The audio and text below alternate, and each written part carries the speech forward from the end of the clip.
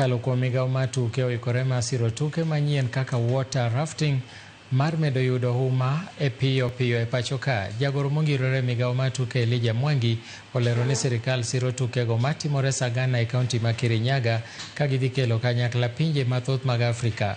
E odiochieng' mokuongo mar tugono nyoro, tim mar Uganda ema nyo obedo joloch e piem mar kilomita 4.1 kanyo gitiyo gi dakika 29 gi sekond 23 ka tim mar Kenya nyo obedo namba 2 gi dakika 29 gi sekond 41.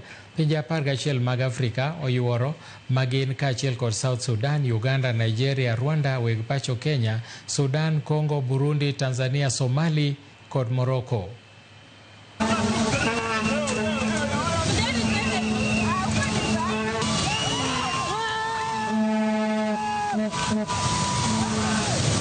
We are developing infrastructure, and like the football and the volleyball, where we have already developed infrastructure.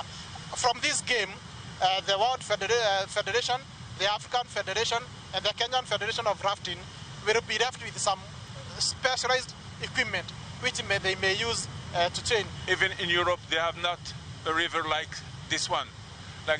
It's a very big opportunity that Kenya must take.